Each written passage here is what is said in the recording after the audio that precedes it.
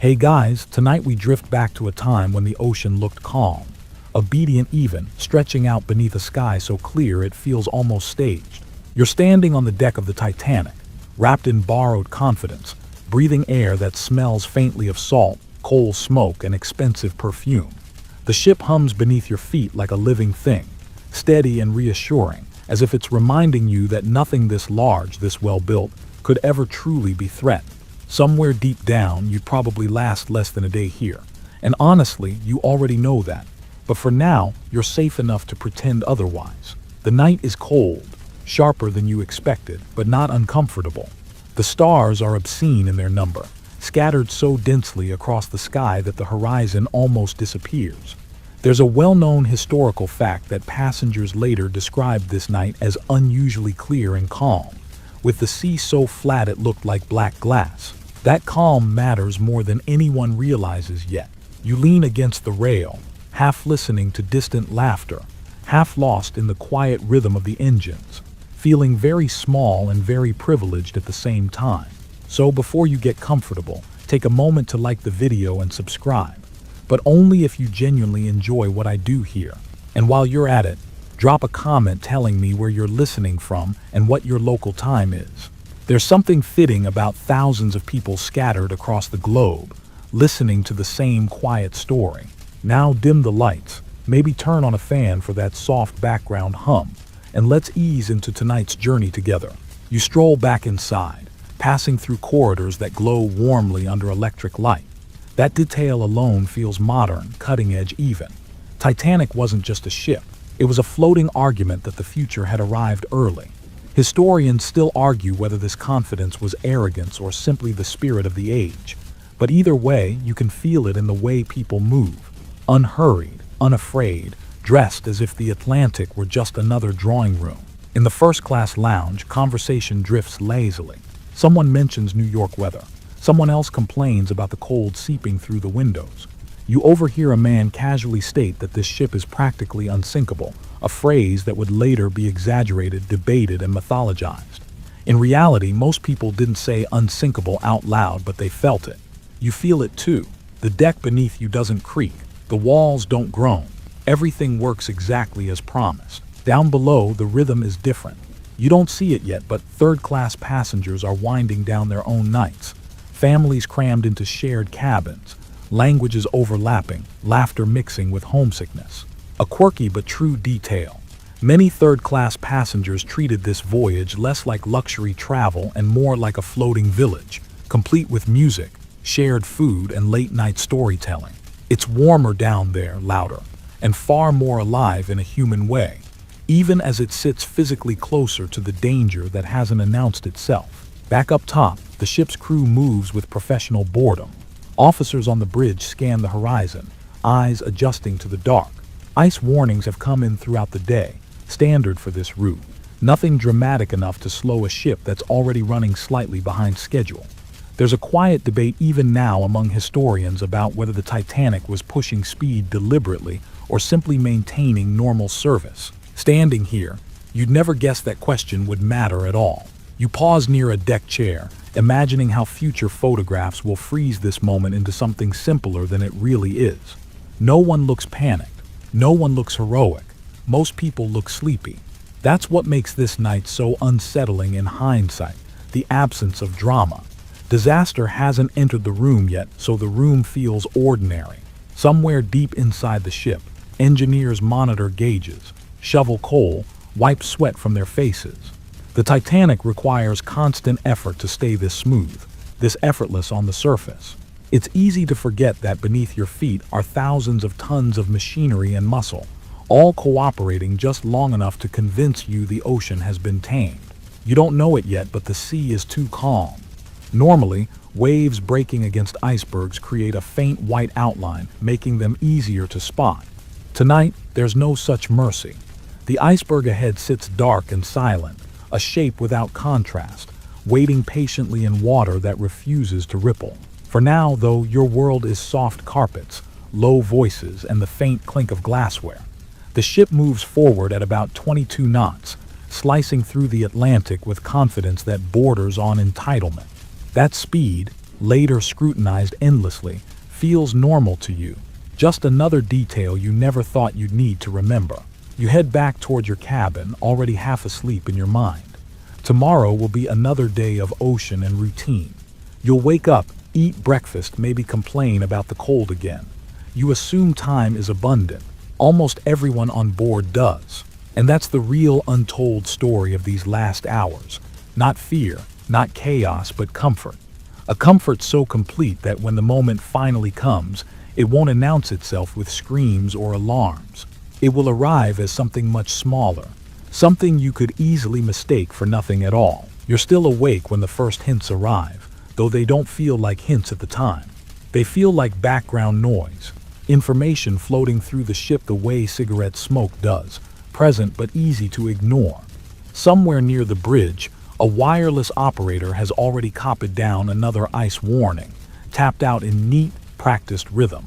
It joins several others received earlier that day, all logged, all acknowledged, and all filed away with the quiet confidence that tonight will behave like every other night at sea. Up here you notice none of that directly. What you notice is how calm everything feels. The ship glides forward without resistance, the engines humming steadily beneath the floor, like a lullaby you didn't know you needed. The sea outside remains eerily smooth, black and reflective, almost oil-like. Later, this calm will become one of the most discussed facts of the disaster, because experienced sailors understood that flat water could hide ice more effectively than rough waves. But standing here now, you just think it looks peaceful, beautiful even. You pass a crew member who's chatting casually, his posture relaxed, his movements unhurried. There's no tension in his voice, no edge in his expression. That's because warnings in this world are abstract things. They exist on paper, in Morse code, in conversations behind closed doors. They don't feel urgent until they demand to be. Historians still argue whether the sheer number of ice warnings should have prompted a greater response, or whether this level of caution was perfectly normal for 1912. Either way, from where you're standing, nothing feels wrong enough to interrupt the night. You drift through a lounge where a few passengers linger, reluctant to turn in. Someone yawns. Someone else checks a pocket watch and remarks that it's getting late. The idea that anything dramatic might happen tonight feels almost rude, like suggesting a storm at a garden party. You can sense the collective assumption. Ships don't just fail, not ones like this, not on a night like this. Down below, the wireless room is alive in a way most passengers never see. Messages fly back and forth. Not just ice warnings, but personal telegrams, commercial traffic, little fragments of human life bouncing invisibly through the air. A quirky detail that rarely gets mentioned is that the wireless operators were under pressure to clear a backlog of passenger messages, especially after earlier equipment issues. It wasn't negligence, it was prioritization, shaped by the expectations of a world that believed technology existed to serve comfort first, safety second. You lean near a window and glance out at the darkness. The stars are still overwhelming, sharp points of light that seem close enough to touch. There's a strange illusion happening. Without waves, without clouds, without moonlight reflecting off whitecaps, the horizon disappears. Sea and sky blur together into a single, endless void. You don't consciously register this as danger, but your body feels it as a kind of disorientation, like standing in a very dark room where the walls have vanished. A steward walks by, adjusting a door, making sure everything is tidy for the night. The ship is still very much in service mode, focused on comfort and routine. Beds are being turned down, lights are dimmed, curtains are drawn. This is what safety looks like when nothing has gone wrong yet: order, predictability, quiet professionalism. On the bridge, officers take turns scanning the water ahead, eyes strained against the dark. They know ice is out there somewhere. Everyone does. But knowing something in theory and seeing it in front of you are two very different experiences. There's an unspoken trust in human vision, in reaction time, in the idea that if danger appears, it will do so with enough warning to matter. You feel that trust too. It settles into your muscles, loosens your shoulders. You stop thinking about the ocean as something active. It becomes background, scenery, a stage set for the ship's progress rather than a participant in the story. That assumption, that the sea is passive, is one of the quietest and most important mistakes of the night. Time stretches. Minutes pass without incident. The ship continues at speed, slicing forward with practiced ease. There's a mainstream historical fact that later investigations focused heavily on speed, questioning whether Titanic should have slowed down in known ice fields. At the time, maintaining speed was considered normal, even expected. You feel no sense of recklessness, only momentum. You head back toward your cabin again, shoes soft against the carpet, your thoughts already drifting toward sleep. Somewhere far below, water temperatures hover just above freezing, indifferent and patient. Somewhere ahead, ice waits without intention or malice, just mass and physics doing what they always do. What's unsettling in retrospect is how many opportunities there are for the night to change course, and how none of them announce themselves. There's no single moment where someone says, "This is wrong." Instead, there's a series of small decisions, tiny assumptions, and quiet continuations. Each one makes sense on its own. Together, they form a path that only looks obvious once you've reached the end. You pause one last time, glancing out into the dark. If you didn't know what was coming, you might think this was one of the safest places in the world. And that belief, that deep, comfortable certainty, wraps around you like a blanket as you finally turn away from the window. The warnings are still out there, written down, passed along, acknowledged. They exist. They're real. They just haven't found their way into your awareness yet. And until they do, the night remains calm, obedient, and deceptively kind. You're somewhere between being awake and drifting off when it happens. Not a crash, not an explosion, just a sensation so mild your brain almost edits it out. A gentle shiver runs through the ship, like a hand brushing along the hull. The engines pause for the briefest moment, a subtle hesitation that feels more like confusion than alarm. If you weren't paying attention, you might miss it entirely. You pause mid-step. Did something change? The floor beneath your feet feels the same. The lights stay on. No one screams. No one runs. A few passengers glance at each other with mild curiosity, the way people do when an elevator stops between floors for a second too long. That's it. That's the great collision history we'll later argue over for decades. There's a well-established historical fact that many passengers didn't even realize the Titanic had struck anything at all. Some described it as a vibration. Others thought a propeller had dropped a blade. A few assumed the ship had simply slowed for routine reasons. You feel that same uncertainty now, your mind reaching for ordinary explanations because extraordinary ones don't fit the mood of the night. You walk toward a nearby window and look out. The ocean is still black and smooth, the stars still sharp. Nothing looks damaged, nothing looks broken. That's the danger of scale. When something this large is wounded, the wound doesn't announce itself in human-sized ways. There's no dramatic tilt, no water rushing down hallways. Just silence and the faintest sense that forward motion has changed. Crew members move quickly but not frantically. You notice that immediately. Their calm is contagious. A steward reassures a guest that everything is fine, probably just a routine check. His tone suggests he believes it, or at least needs you to believe it. Historians still argue whether the crew fully understood the severity of the damage in these first moments. But from where you're standing, authority looks unshaken. Deep below, the reality is very different. The iceberg didn't punch a single, obvious hole. Instead, it scraped along the hull, opening a series of narrow gashes below the waterline. It's one of the most misunderstood details of the disaster. The Titanic wasn't ripped open dramatically. It was quietly compromised. Water begins entering multiple compartments at once, faster than the ship was designed to handle. You don't feel any of that yet. What you feel is the ship slowing, the steady hum of the engines fading into an unfamiliar quiet. Silence settles in, thick and strange.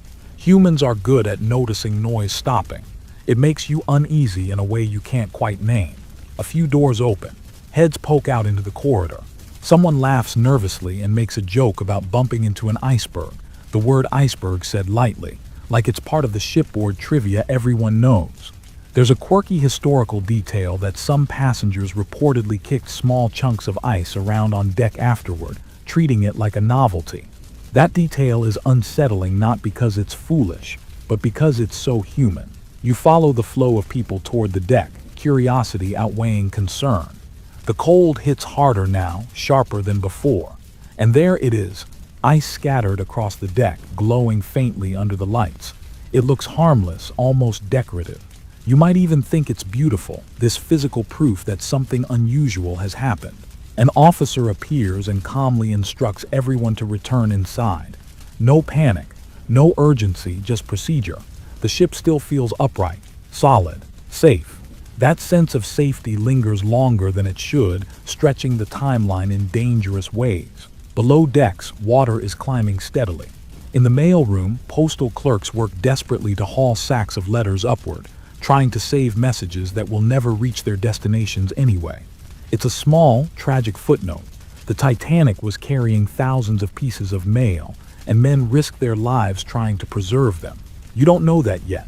All you know is that the ship feels quieter, heavier somehow. The engines remain off. That choice alone signals seriousness, though it isn't announced. A ship like this doesn't stop unless it needs to. You sense a shift in energy now, not fear exactly, but alertness.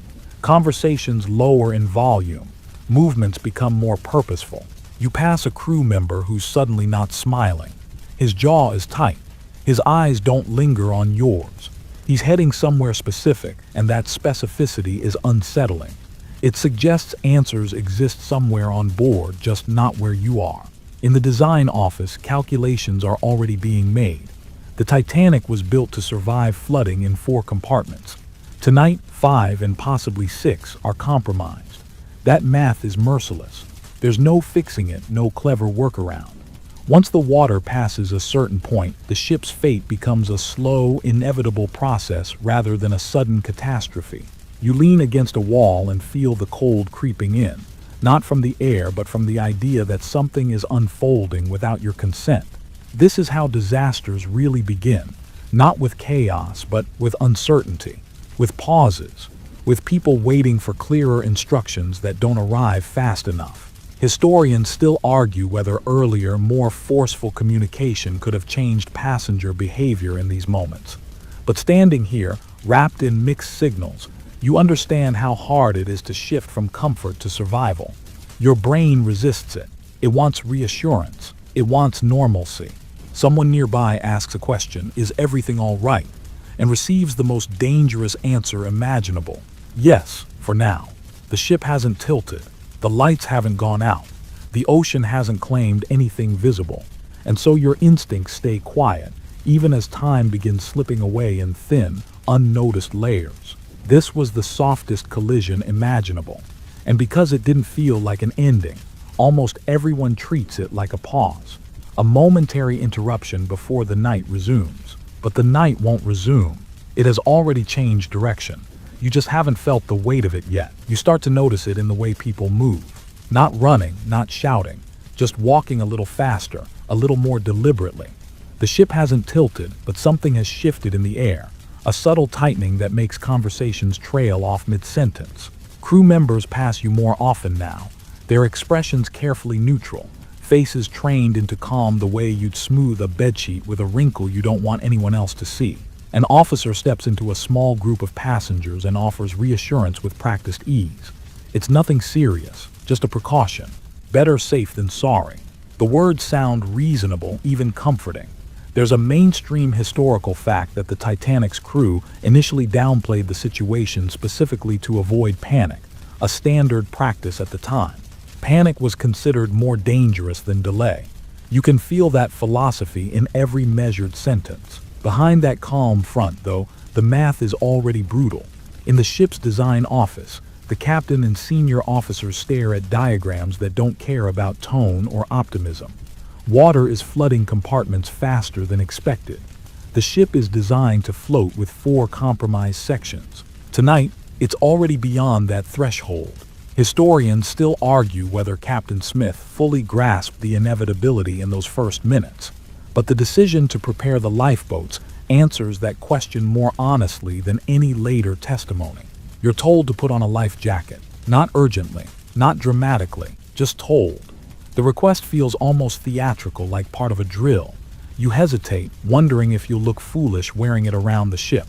That hesitation is shared by dozens of others. A quirky but telling detail. Many passengers initially refused to wear life jackets because they were bulky, uncomfortable, and made the situation feel too real.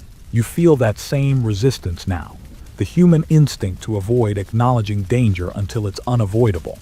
As you slip the jacket on, it feels stiff and unfamiliar against your chest. You tug at the straps, unsure if you're doing it correctly. No one checks. No one inspects. The assumption is that you'll figure it out. Authority still exists, but it's thinning, stretching across too many people at once. The ship's lights remain bright. That choice matters more than you realize. Darkness would have signaled emergency. Light suggests control. Everything still looks functional, luxurious even. Carpets absorb sound. Brass fixtures gleam. The illusion of safety is meticulously maintained. You overhear fragments of conversation. Someone mentions the ship can't possibly sink. Someone else laughs too loudly. A woman asks if this will delay arrival. These are not foolish questions. They're normal questions asked by people who have lived their entire lives trusting systems to work as advertised. Below decks, water is now sloshing audibly. A sound you don't hear, but that defines the reality of the night. Engineers move upward as lower areas are sealed off, closing doors that will never be opened again. It's a strange kind of abandonment, not of people, but of spaces. Whole sections of the ship are quietly sacrificed to buy time for the rest. You're guided toward the boat deck, still without urgency. The cold air bites harder now, creeping through your clothes, sharpening your awareness. Above you, the stars remain indifferent. The sea is still calm. Nothing about the environment screams danger. That disconnect is disorienting. Your senses tell you one story, the life jacket tells you another. The lifeboats themselves look small, smaller than you expected. That's another historical reality that's often misunderstood. Titanic technically carried more lifeboats than legally required at the time. The law was outdated, based on ship tonnage rather than passenger count. Historians still argue whether regulations or corporate decisions bear more responsibility, but standing here, the result feels personal. There simply aren't enough seats. Crew members begin uncovering the boats, their movements efficient but restrained. No shouting, no alarms. The goal is still order, still dignity. You feel like you're part of something choreographed, even as the script quietly changes behind the scenes. A subtle list develops, barely noticeable at first. A slight lean forward, like standing on a gentle slope. You test it by shifting your weight. Yes, the deck responds differently now. It's the ship's body language changing, finally speaking in a way humans can understand. You notice fear beginning to surface, not as screaming but as silence. Conversations die. People watch the crew more closely. Every command, every glance is studied for clues. Authority no longer feels absolute. It feels fragile, dependent on continued calm. Historians still debate whether stronger language earlier could have saved more lives, but you can see the trap clearly now. Speak too forcefully and panic erupts. Speak too gently and people don't move fast enough. The crew walks that line with grim focus, knowing they can't step off it. You stand on the deck, life jacket secured, breath visible in the cold air. Somewhere inside the ship, water keeps rising, indifferent to tone, class, or reassurance. The mask is still on, but it's starting to slip. And for the first time, the idea forms quietly in your mind. Not shouted, not fully accepted, just a whisper of realization. This ship may not be fine. You become aware of it not through sight, but through sound. A distant, hollow sloshing that doesn't belong to a ship at rest. It's muted by layers of steel and carpet, but it's there if you listen closely. A wet, irregular rhythm that feels wrong in a place built for dry feet and polished floors. Water has found places it was never meant to be, and it's moving with quiet confidence. Down below, crew members open doors they hope they won't have to close again. Cold seawater pushes in, numbing ankles, then calves, then knees. There's a mainstream historical fact that several compartments were already flooded within minutes of the collision, the water pouring in faster than the pumps could manage. You don't see that yet, but you feel the consequence of it as the ship's posture continues to change, almost imperceptibly, like a person slowly leaning forward while pretending not to be tired. Up on the boat deck, the mood is still strangely restrained. You expect urgency, maybe even shouting, but instead you get polite direction. Stand here. Wait there. Please step back. It feels like being guided through a crowded theater rather than a disaster. That tone matters. It keeps people cooperative, but it also keeps them questioning whether this is really as serious as it seems. You notice something unsettling. The crew's eyes no longer meet yours for long. They're focused inward now, scanning for problems, watching the ship itself rather than the passengers. Their calm hasn't vanished, but it's hardened into something more professional, more distant. They know something you don't, and that gap in knowledge stretches wider with every passing minute. Below decks, third-class passengers are beginning to realize that something is wrong. The water is unmistakable there, icy, fast, undeniable. Corridors that were loud with conversation earlier are now echoing with confusion. Language barriers slow everything down. Directions are misunderstood or not given at all. A quirky but heartbreaking detail. Some third-class passengers initially assumed the flooding was a minor inconvenience, like a plumbing issue, because they'd experienced far worse conditions in their daily lives on land. You feel the injustice of that distance without fully understanding it yet. Up here, danger is theoretical. Down there, it's physical. Historians still argue about how much deliberate obstruction existed versus simple chaos and miscommunication, but the effect is the same. Time drains away unevenly, faster for some than for others. The lifeboats are being prepared now, swung out over the side, ropes creaking under tension.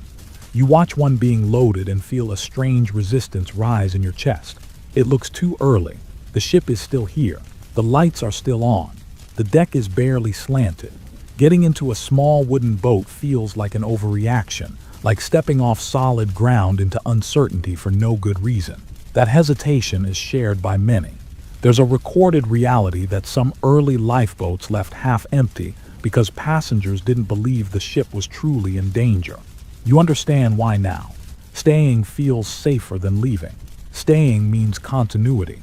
Leaving means admitting that something irreversible has begun.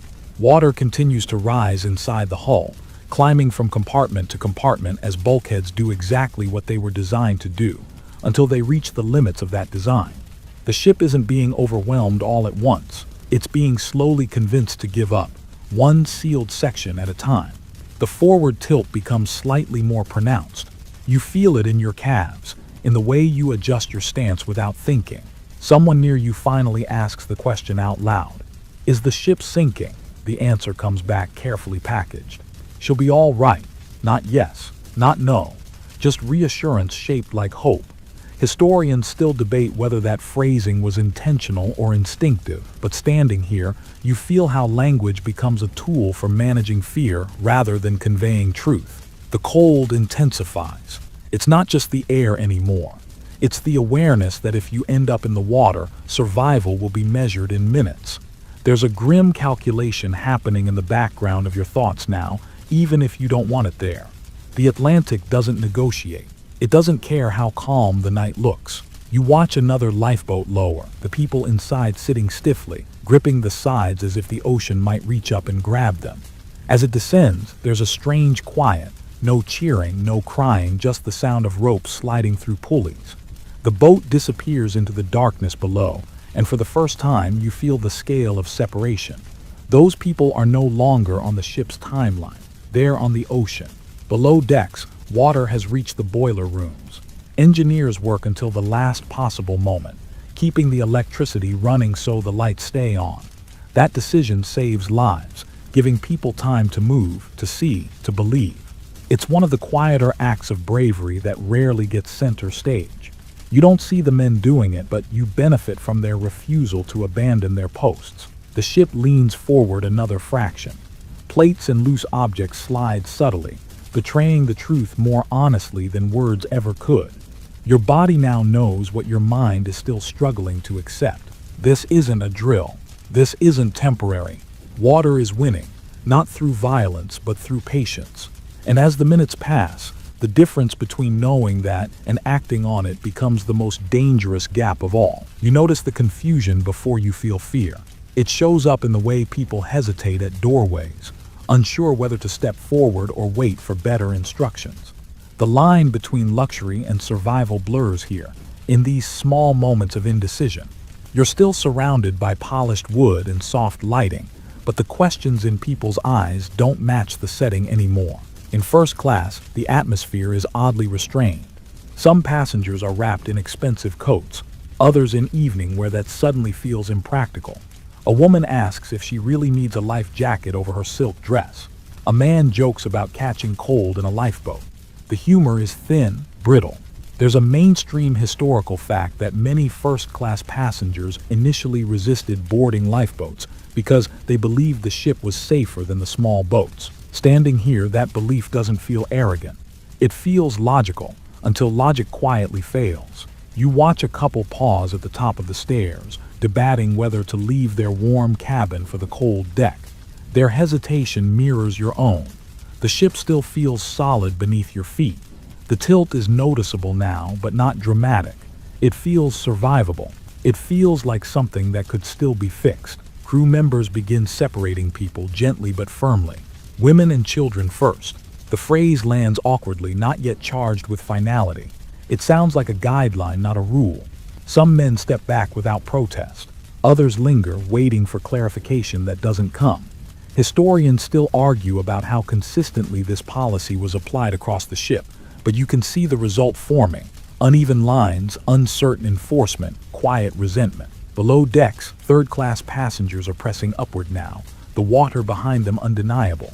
Corridors that once felt like home are transformed into dead ends. Signs are confusing.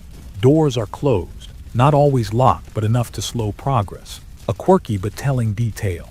Some third-class families reportedly didn't understand why they were being directed upward at all, assuming they were being moved for comfort rather than survival. That misunderstanding costs time they don't have. Up top, the lifeboats are filling more deliberately now. There's less laughter, fewer jokes. The reality has thickened. You watch a woman step into a boat and suddenly start crying, not loudly, just quietly, as if embarrassed by the sound. That's when it hits you. Leaving the ship doesn't feel like rescue. It feels like exile. The sea below is black and silent, the boats bobbing like small thoughts against an enormous idea. You imagine the cold biting instantly, the shock stealing breath. There's a well-known fact that the water temperature is near freezing, enough to induce cold shock within seconds. That knowledge doesn't encourage bravery. It encourages denial. The band's music drifts across the deck now, soft and deliberate. Not triumphant, not dramatic, just familiar melodies chosen to steady nerves. There's long been debate over what exactly they played and when, but the purpose is clear. Sound fills the space where panic might otherwise rush in. You find yourself focusing on the music, grateful for something normal to hold on to. The ship lists a little more. It's no longer subtle. You adjust your footing constantly now, calves tense, muscles compensating. Loose objects slide, then stop, then slide again. Gravity is rewriting the rules in small, undeniable ways. A lifeboat is lowered too quickly, tilting sharply before being steadied. A gasp ripples through the crowd. For the first time, you hear real fear. Not screams, but a sharp intake of breath shared by dozens of people at once. The crew regains control, but the illusion of effortless order takes a hit. You're directed closer to a boat. The officer's voice is calm, but his eyes are tired. He's been making the same decisions over and over, each one irreversible. You realize that for him, every person who steps into a lifeboat is someone he has decided will live, at least for now. The weight of that choice sits heavy in the air. Historians still debate whether different loading strategies could have saved more lives, but in this moment, theory means nothing. The process is imperfect, rushed, human. People hesitate. People argue quietly. People comply. The waterline creeps higher inside the ship, invisible from where you stand but felt in every angle and delay. Time compresses now. Minutes feel thicker, heavier. Each one matters more than the last. You look back at the Titanic, still lit, still massive, still stubbornly present, and feel a strange loyalty rise in your chest. Leaving feels like betrayal. Staying feels like faith. And that's the cruel balance of this moment. The ship hasn't fully asked you to choose yet. It's giving you just enough hope to doubt the urgency of action.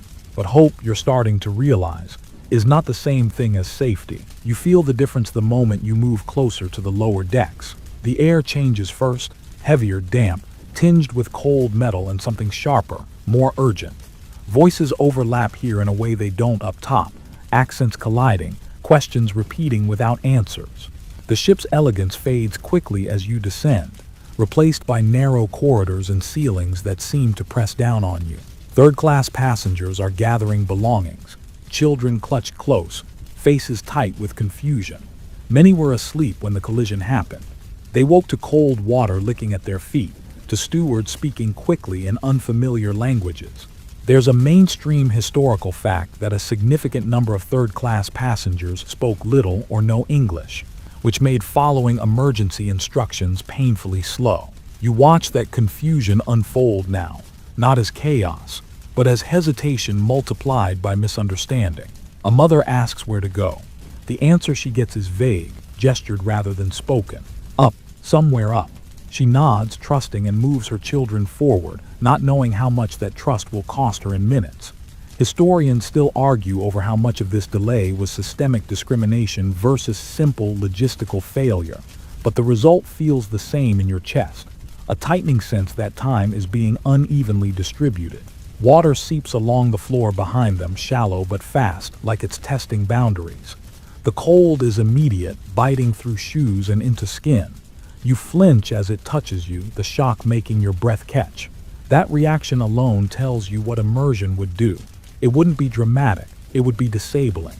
A quirky, often overlooked detail surfaces here. Some third-class families initially return to their cabins to retrieve luggage, assuming evacuation would be orderly and slow, like leaving a building after a minor incident. They've survived worse than this, after all.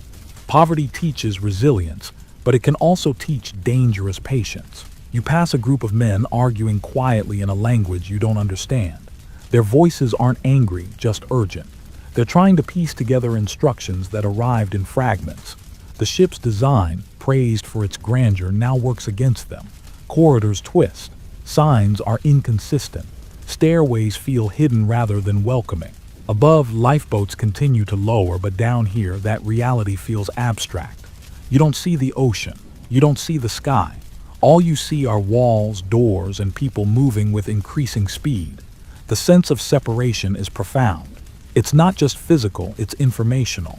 Knowledge itself has become a resource, and it's unevenly shared. The list of the ship is more obvious now. Objects slide along the floor, bumping into ankles. Someone nearly falls. A child starts crying, not loudly, just steadily, the sound of a body overwhelmed by too many signals at once. You help steady them without thinking, your hands cold and shaking. Historians still debate whether locked gates played a significant role in third-class casualties, but standing here, the bigger issue feels simpler. Direction. Clear, confident direction is missing. People aren't being held back as much as they're being slowed, funneled through uncertainty while water gains ground behind them.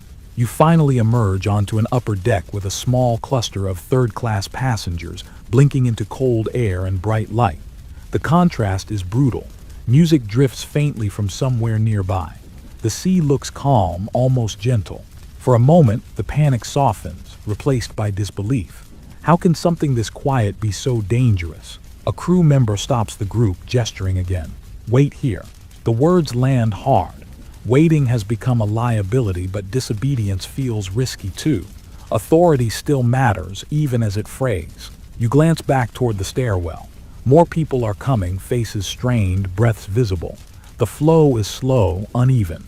Families stick together, refusing to separate even when space is tight. That choice is human and deadly. Lifeboats don't accommodate hesitation well. A well-known but deeply unsettling fact emerges in your thoughts. Many third-class passengers simply never reached the boat deck before it was too late. Not because they didn't try, but because the path there was longer, narrower, and filled with obstacles no one had bothered to remove. The ship's tilt increases again, subtle but undeniable. The music sounds thinner now, stretched by distance and tension. The cold creeps deeper into your bones, carried by wind and fear in equal measure. Historians still argue about whether a more equitable evacuation could have been achieved in the time available. Standing here, you feel the truth settle quietly. Equality requires preparation long before emergencies arrive. Tonight, preparation was uneven. You watch as a lifeboat departs with empty seats, drifting away into darkness.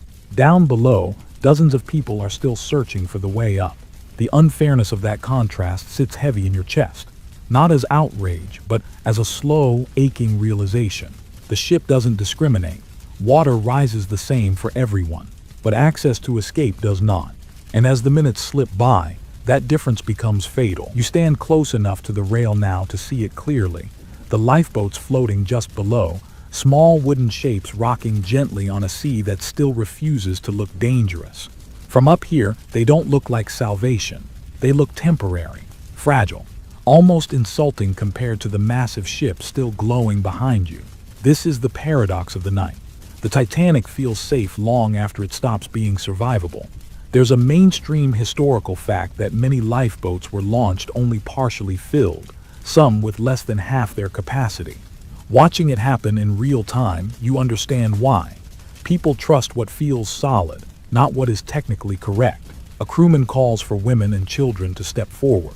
His voice is calm but firmer now, the words edged with finality. A woman hesitates, looking back at her husband. He nods, trying to smile, trying to make this feel temporary. That exchange lasts only seconds, but it echoes. Historians still argue about how often families truly believed they were saying goodbye, but standing here, it feels like everyone is pretending this is just a short separation. You notice empty space in the boat as it's being lowered. No one rushes to fill it. The ocean below looks cold and endless. Getting into that boat means admitting the ship can't save you anymore. That's a difficult admission to make, especially when the deck beneath your feet still feels solid. The band's music drifts over the deck, steady and gentle. It's not meant to inspire courage so much as to maintain order. Sound has a way of convincing the brain that things are under control. You cling to it, even as logic starts slipping. A quirky but revealing detail comes to mind. Some passengers reportedly asked if they could bring small pets into the lifeboats, treating the situation like an inconvenient relocation rather than a life-or-death evacuation. That detail isn't absurd. It's proof of how completely the danger refuses to look dangerous. The ship tilts more noticeably now. You feel your body compensate without permission, muscles tightening to keep you upright. Loose items slide toward the bow. A deck chair skids a few inches before being caught. Gravity is no longer subtle. Another lifeboat is lowered, again not full. From below, someone calls up, urging more people to get in. The sound carries strangely over the water, distorted by distance and cold. It's the first time you hear desperation from someone who's already left the ship. That's when the timeline becomes clear. Once a boat is gone, it doesn't come back easily. Every half-empty launch is an opportunity lost. Historians still debate whether stronger enforcement could have filled the boats faster. But enforcement requires belief, and belief is in short supply when reality contradicts itself so thoroughly. The ship is still there. The lights are still on. The sea is still calm. Everything you've been taught about emergencies tells you this doesn't qualify yet. You watch as a man steps into a lifeboat, then hesitates, then steps back out. The crowd murmurs. No one stops him. Choice still exists here, and that freedom is strangely paralyzing. Below decks, water is climbing higher, faster now, spilling into areas that were never meant to flood. You don't see it, but you feel its pressure in the way the ship's angle increases, in the way movement becomes effort. The Titanic is no longer fighting to stay level. It's negotiating how it will sink. A lifeboat pulls away, drifting into darkness with space still visible between passengers. That image burns itself into your mind. Empty seats against an empty sea. The air feels sharper now, cutting through layers of clothing. The cold is no longer just uncomfortable, it's distracting, invasive. It shortens patience. It accelerates decisions, not always good ones. Historians still argue about whether panic would have saved lives or cost them. Standing here, you see the truth split down the middle. Calm preserved order, but it also preserved hesitation. The system worked just well enough to fail. You grip the rail, knuckles numb, watching another boat descend. This time, more people step forward. Fear is finally catching up to logic. But time is already behind you, ticking louder with every creak of rope and splash of oar. The lifeboats drift away one by one, carrying not just people, but chances. And as the space on deck slowly empties, the meaning of those half-filled boats becomes unbearable. They weren't just underloaded. They were moments that couldn't be reclaimed. The music reaches you before the meaning does. Soft at first, almost polite, drifting across the deck like a reminder of how the night is supposed to feel. The band stands nearby, coats buttoned tight, fingers stiff from the cold, bows moving steadily across strings. This isn't a performance meant to impress. It's meant to hold things together. There's a mainstream historical fact that the band continued playing for much of the evacuation, though exactly what they played and when has been debated endlessly. What matters more than the playlist is the effect. The music gives the night a shape, a rhythm that resists panic. As long as it's playing, part of your brain insists that things are still manageable. You notice how people respond to it. Conversations soften. Movements slow just enough to remain orderly. The sound fills the spaces between instructions, between doubts. It becomes emotional insulation, dulling the sharp edges of reality. A quirky detail that often gets overlooked is that some passengers later said the music made the situation feel unreal, almost staged, like a scene from a play. Standing here, you understand that feeling. Disaster doesn't match the soundtrack you've been given. Your senses argue with each other, and music often wins. The ship's angle grows more pronounced. You no longer have to test it. You can see it in the way people lean, in how they brace their feet before stopping. Walking uphill on a deck that was once flat is a sensation that rewires your understanding quickly. Gravity has picked a side.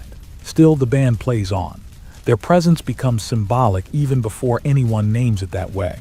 They aren't heroic in posture. They look cold, focused, tired. Historians still argue whether they knew there was no escape for them. Watching them now, it feels less like martyrdom and more like duty stretched to its breaking point. Another lifeboat is lowered. Fewer people hesitate this time. Fear has finally seeped through the layers of disbelief. The crowd is thinner now, the gaps on deck more noticeable. Every departure makes the ship feel larger and emptier at the same time. The cold intensifies. Wind cuts across the deck, sharper as the ship's orientation shifts. The ocean, still calm, feels closer somehow, as if the distance between you and the water is shrinking even before it physically does. You hear a brief cheer as a lifeboat touches the surface safely. The sound feels wrong, out of place. It dies quickly, swallowed by the vastness of the night. Celebration has no footing here. Below decks, the lights flicker briefly, then steady. The power is still holding, thanks to engineers who haven't left their stations. There's a long-standing fact that these men stayed behind to keep the electricity running, knowing exactly what that choice meant.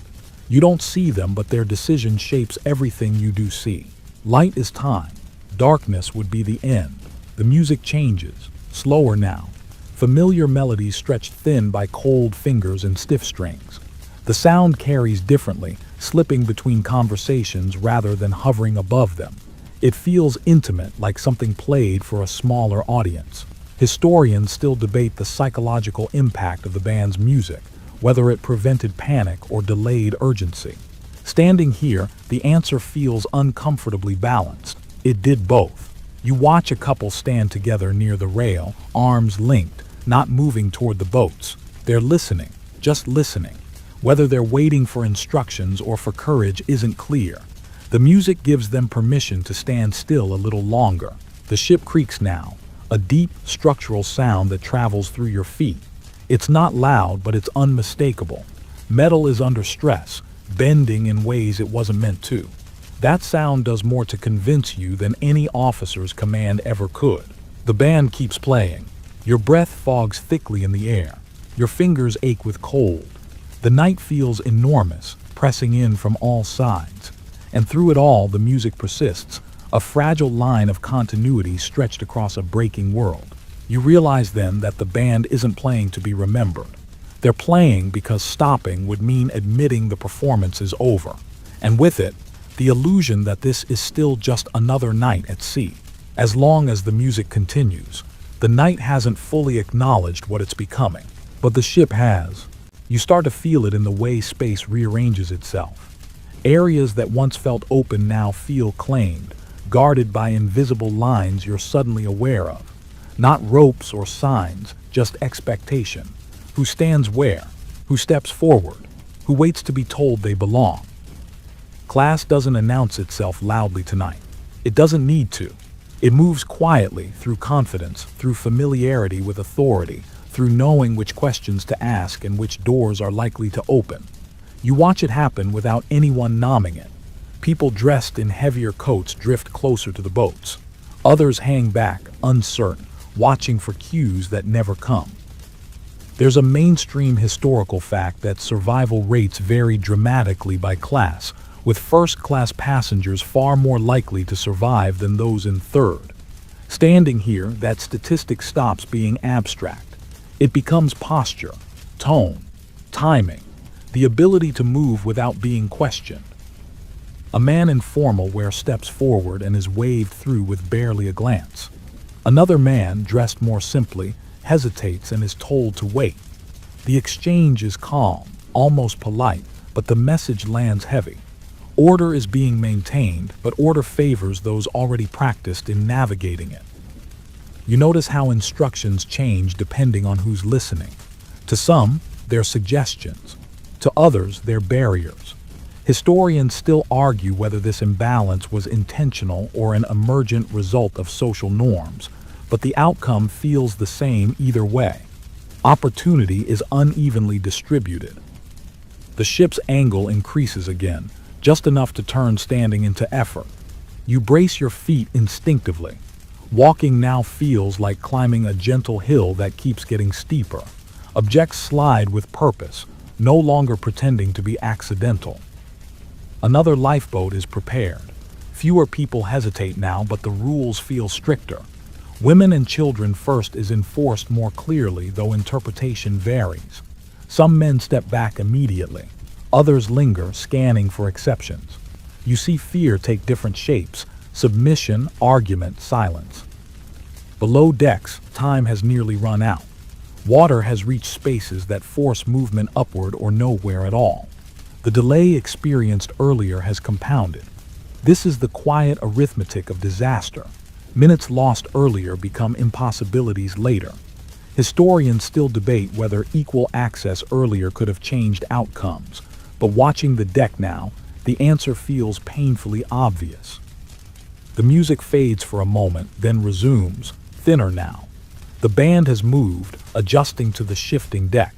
Their presence feels more fragile, like something that could disappear at any moment. You realize how much you've been leaning on that sound to stay anchored. A lifeboat lowers with a sharp tilt, spilling a gasp through the crowd. It rights itself, but nerves are frayed now. Calm is no longer effortless. It has to be chosen over and over against mounting evidence that things are accelerating. You catch snippets of conversation. Someone mentions prayer. Someone else mentions money, absurdly, as if value still matters in the same way it did an hour ago. The social script is breaking down, lines of importance smearing into something simpler and harsher. The cold is biting hard now. It seeps through gloves, through layers, into bone. Your hands feel clumsy.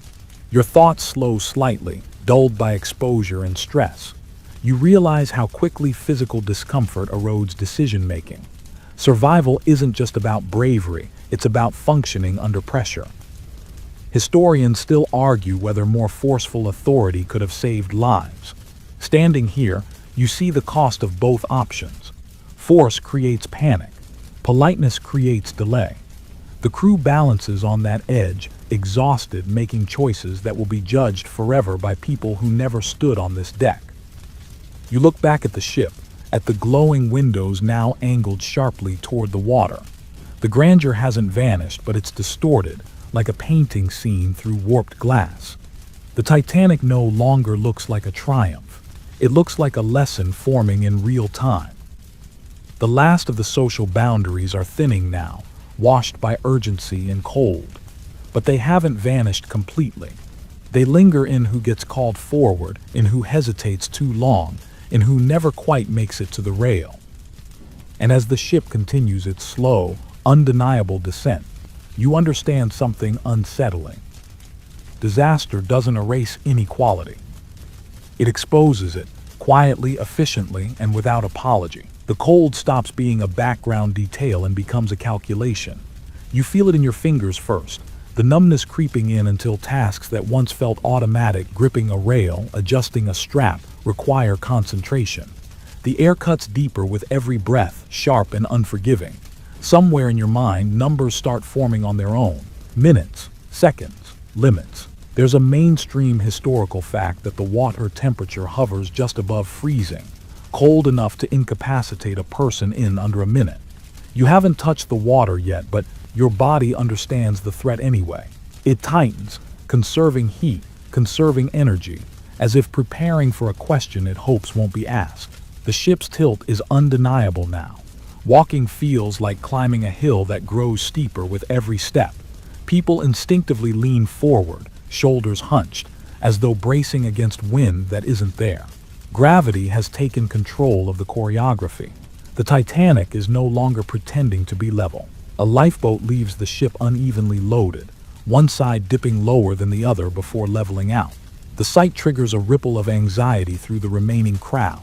It's not panic yet, but it's close, an audible tension that hums beneath every breath. Historians still argue whether panic ever truly took hold on Titanic, but standing here, you realize panic isn't always loud. Sometimes it's just accelerated thinking paired with limited options. You overhear someone ask how long the ship has left. No one answers directly. Estimates vary wildly, an hour, maybe two. The truth is no one really knows. That uncertainty makes every decision heavier. If you knew you had minutes, you act one way. If you believed you had hours, another. This gray zone is brutal. The waterline inside the ship is rising fast now, spilling into spaces that were never meant to be wet. You don't see it, but you feel it in the way the bow dips lower, in the way the stern rises slightly, lifting the deck beneath your feet. The Titanic is changing shape, transforming from a horizontal space into a vertical problem. A quirky but chilling detail surfaces in your thoughts. Cold shock doesn't kill most people instantly. It steals breath, coordination, clarity. People don't drown because they can't swim. They drown because their bodies refuse to cooperate. That knowledge sits heavily in your chest, tightening your breathing even here, above the water. The music is gone now, or maybe it's just too far away to hear. The absence feels louder than sound ever did. Without it, every creak of metal, every shouted instruction, every splash from below carries more weight. The night feels raw, stripped of its emotional padding. Historians still debate the exact moment when survival became impossible for those still aboard. Watching the deck angle steepen, you feel that threshold approaching. Time has compressed into urgency. The crew's voices are sharper now, less polished. There's no room left for gentleness. You edge closer to the rail, peering down at the black water below. It looks close now, closer than it should be. The lifeboats drifting nearby seem impossibly small, their occupants huddled together for warmth, silhouettes against darkness. They look alive, but barely. A sudden shift runs through the ship, a low groan of stressed metal that vibrates through your bones. People grab for handholds. Someone stumbles and is caught by a stranger without a word exchanged. Cooperation emerges instinctively now, stripped of etiquette and hesitation. The cold has slowed everyone. Fingers fumble. Movements are deliberate. This is the other side of survival math. Energy spent fighting exposure is energy not spent escaping. The environment is doing its work quietly, efficiently. Historians still argue whether different decisions earlier could have altered this moment. Standing here, that question feels distant. The present has narrowed to what you can do in the next few breaths. Philosophy has no footing on a deck that tilts toward the sea. The bow sinks lower.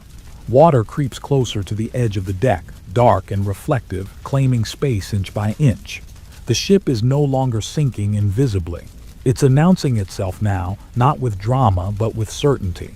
You realize then that survival isn't about bravery anymore. It's about timing, about whether you're in the right place at the exact right moment, about whether your body can still respond when asked to do something terrifying. The math is cold, the ocean is colder, and the margin for error has vanished. The wireless room feels smaller now, not because it's changed, but because time has. Messages that once felt routine are suddenly weighted, every tap of the key carrying the possibility of being the last. You imagine the operators hunched over their equipment, headphones pressed tight, fingers stiff with cold and urgency. Their world has narrowed to dots and dashes, to distance measured in signal strength rather than miles. There's a mainstream historical fact that Titanic's wireless operators sent distress signals for hours, adjusting codes as protocols evolved in real time. At first, it's CQD, the old call for help. Later, SOS joins it, still new enough in 1912 that not everyone fully trusts it yet. You can feel that improvisation in the air, technology and tradition overlapping in a crisis neither was fully designed for. The ship tilts more steeply now. Walking is difficult. Standing still is worse. You brace yourself against a railing, knuckles white, breath fogging thickly in front of your face. The idea that help might be coming is both comforting and dangerous. Comfort slows urgency. Hope stretches minutes into something elastic and unreliable. A quirky detail floats through your thoughts. One nearby ship reportedly dismissed early distress signals as routine chatter, assuming they weren't urgent. Whether that assumption alone sealed fate is still debated. Historians still argue about radio discipline, range limitations, and human error, but standing here, the result feels cruelly simple. Help exists, but it's far away. You hear fragments of shouted information now, distances, bearings. Someone mentions lights on the horizon, then someone else